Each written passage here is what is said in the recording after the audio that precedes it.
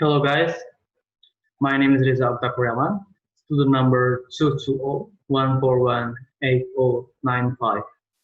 In this occasion, I would like to present about my presentation about the story of Majapahit. We will start the presentation wait a second, from the introduction, introduction, story, etymology, founder, military, culture, literature, art, architecture, territorial hierarchy, decline, paragraph war, and historiography. Okay, let's start from the introduction. The Majapahit Empire was a Javanese Hindu-Buddhist thalassocratic empire in Southeast Asia, based on the island of Java, or part of modern-day Indonesia, that exists from 1293 to 1517. And let's start from the story. Majapahit was one of the last major Hindu empire of the region and is considered to be one of the greatest and most powerful empires in the history of Indonesia and Southeast Asia. One that is sometimes seen as the precedent for Indonesia's modern boundaries. The founder of the empire was Raden Wijaya, a prince of Singasari. Seized the palace in 1292. Mongol troops came to Java to avenge an insult to the Emperor of China, Kublai Khan, by Kartanagara. The king of the Singasari, who had been replaced by Jayakatwang. Wijaya collaborated with Mongol troops in defeating Jayakatwang from Wijaya, and then Wijaya turned against the Mongol and defeated the Mongol and expelled them from the Java island. Under his rule, he created the new kingdom called Majapahit, and Majapahit successfully conquered Bali, Madura, Melayu, and Tanjung Pura. Etymology. The name Majapahit derived from local Javanese meaning bitter Maja. The German Orientalist Berthold Lauer suggests that Maja came from the Javanese name of Aigli marmelos, an Indonesian tree. The name originally referred to the area in and around Trawan, the cradle of Majapahit, which was linked to the establishment of village in Tarik Timberland by Raden Wijaya. It encountered some bell trees and consumed its bitter tasting fruit called Maja fruit that subsequently became the village name. It is common practice in Java when there is an area where village or settlement with the most condition of abundant tree or fruit species in that region will be named with that tree or fruit. In ancient Java, it is common to refer to the kingdom with its capital name.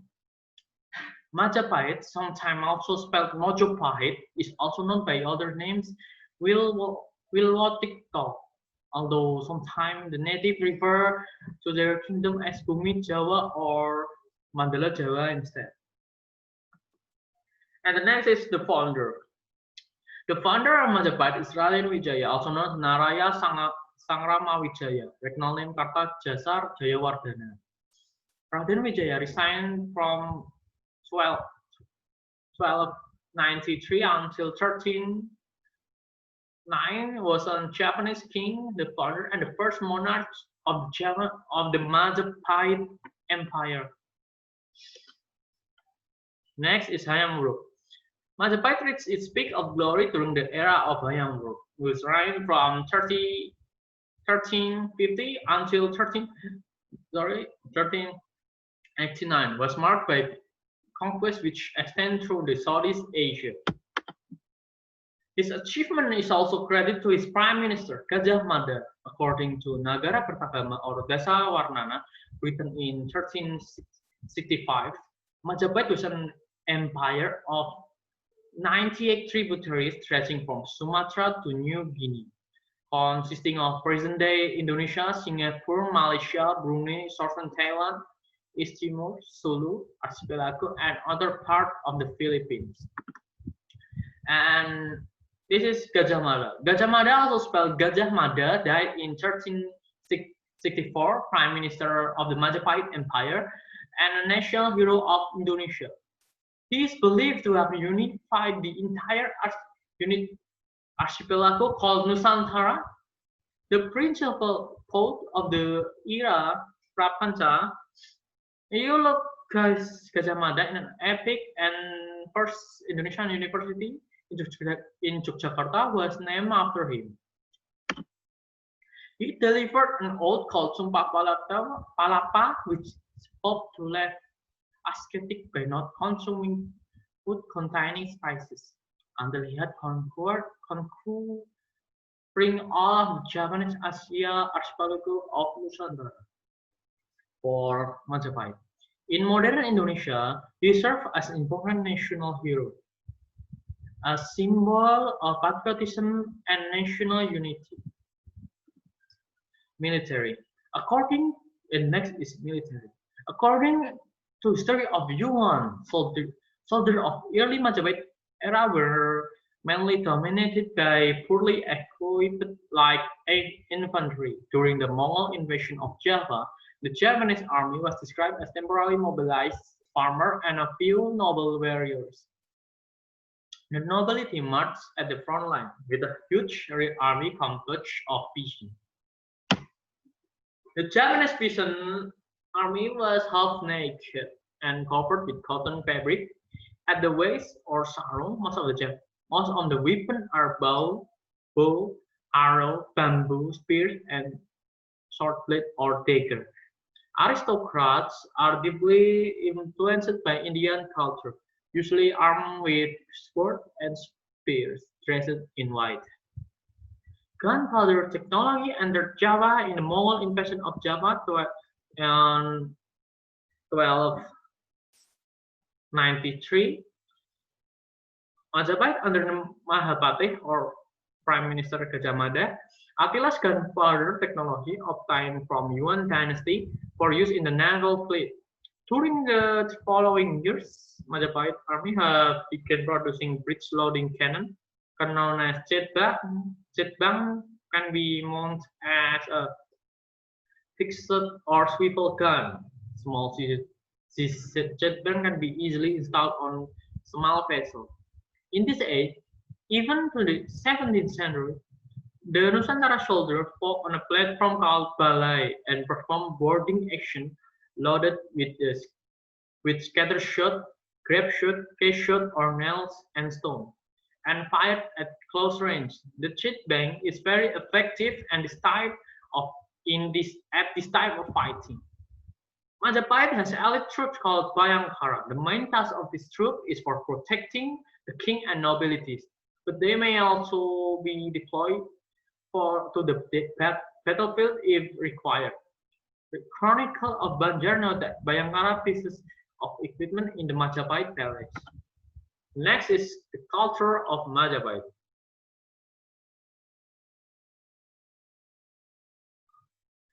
The capital Trowulan was grand and known for its great annual festivals Buddhism, Taoism, Jainism, where all practiced by the king was regarded to the incarnation of the three. The Nagara Kertagama does not mention Islam, but there were certainly Muslim countries courtiers by this time. Next is the literature of Majapahit. The literature of Majapahit was the continuation of Japanese Kawi Hindu Buddhist scholarly tradition that produced Kakawin form that has been developed in Java since 9th century, Medang Mataram era, all the way through Kadiri and Singasari period. Notable Japanese literary work date from early period, such as Kediri in 11th century, Kanwa Arjuna Wihaha 12th century, Majasmaradana, Tedah Baratayuda, Panulu Hariwangsa, also popular Panji cycle, are continued preserved and rewritten by Rakhawi or Hindu Buddhist poet or scholar in Majapahit era. Notable literary works that were produced in the Majapahit period, among others are Prapanca, Nagara Kertagama, Tantular Sutasoma, and Tantu Pagelaran, popular tale of Sri Tanjung and Dharma Wulan, also dated from Majapahit period. These all Japanese kakami were written and composed by Rakhawas, or poets that worship the king of the gods whose incarnation the king represented.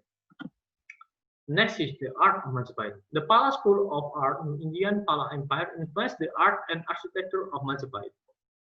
Majapahit art was the combination of each Javanese art style and aesthetically developed since the 11th century during the Katiri and Singosari period. Unlike the earlier naturalistic realism and flowing figure of classical Central Java style, Silenda art from 8th to 10th century, this is Japanese style demonstrated stiffer, both stylish and rendered in wayang-like figures, such as those carved on East Japanese temples' bas relief. The bas relief were projected rather flat from the background. This style was later preserved in the Balinese art, especially in Gamasan style, classical painting, and Balinese wayang. And next is architecture of Majapahit. In his book Hinya Senglan, Mahuan also described the Majapahit cities. Most of them do not have walls surrounding the city of suburban. He described the king's palace in Majapahit. The king residence is surrounded with thick red brick walls, more than 3 chang height, about 30.5 feet or 9.3 meters, with length of more than 200 paces. 300 or 340 yards or 310 meters. And on the wall, there are 2 layers of gate. The palace is very well guarded and clean.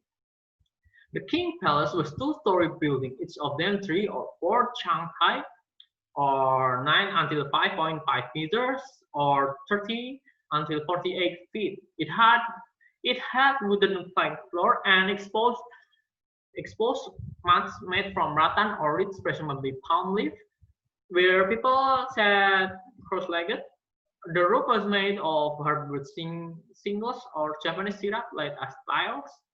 The house of commoner had thatched roof or nipa palm leaf. Every family has a storage shed made of bricks, around 3 or 5 feet, or 48.9 inch or 124 centimeters above the ground, where they keep the family property and they live on top of this building to sit and sleep.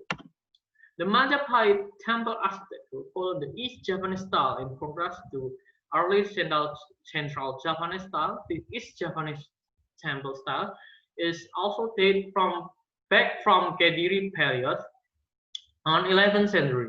The shape of Majapahit temples tend to be stepped section form, a combined roof structure curved upwards smoothly, creating the perspective illusion that the temple is perceived taller than its actual.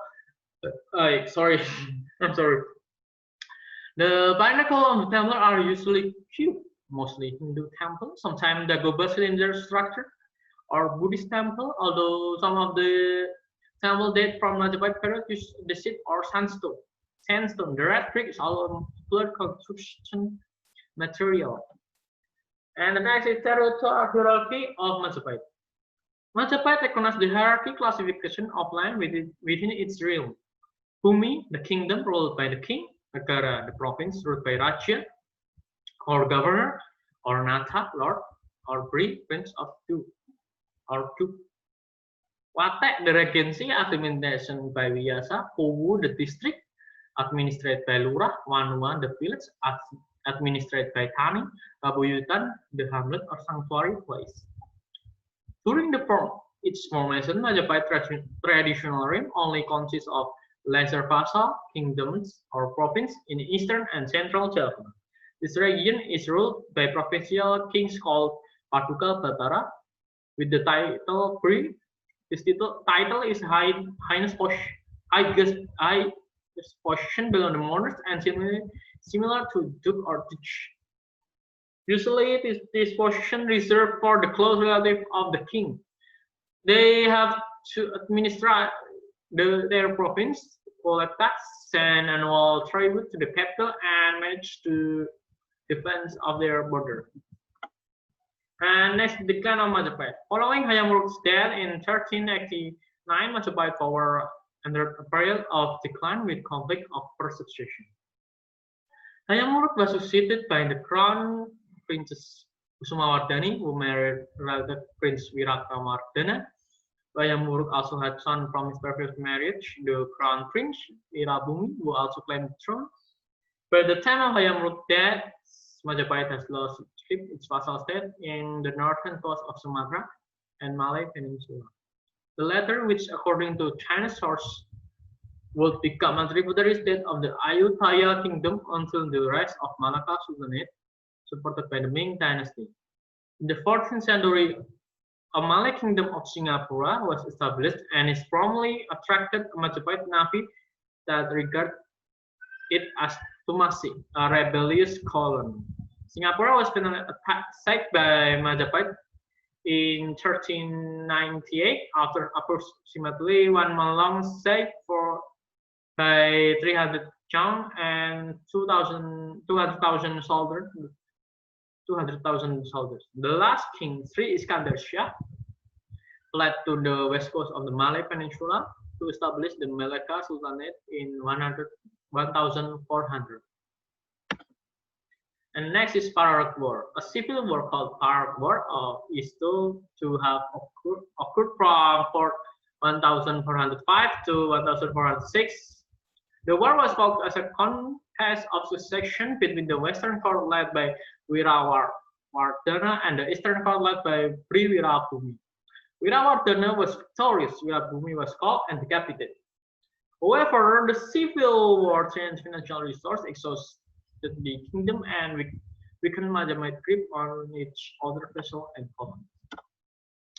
Despite being weakened by internal struggle in 1049, Majapahit continued the invasion against the West Sumatran Paguruyung kingdom, as recorded in a semi-legendary account of the Minangkabau legend. It was mentioned that the Japanese force were defeated in Kupalo fight. And the next is historiography. Little physical evidence of Majapahit remains, and some details of the story are rather abstract. Nevertheless, local Japanese people did not forget Majapahit completely, as Majapahit is mentioned vaguely in Babat Tanah Jawi, a Javanese chronicle composed in the 18th century. Majapahit did produce some physical evidence. The main ruins dating from the Majapahit period are clustered in the Trowulan area, which was the royal capital of the kingdom. The Trowulan archaeological site was first documented in the 19th century by Sir Thomas Temple Travels, Lieutenant Governor of British Java of British East India Company from 1811 to 1816. He reported the existence of ruins of temples scattered about the country of many miles and referred to Trowulan as the sprite of Java. Okay, that's all I can tell about you guys. Thanks for listening. I'm sorry if there are mistakes on my pronunciation and there's my word that insults you. Thank you. Goodbye. See you later. I'm Reza. Goodbye.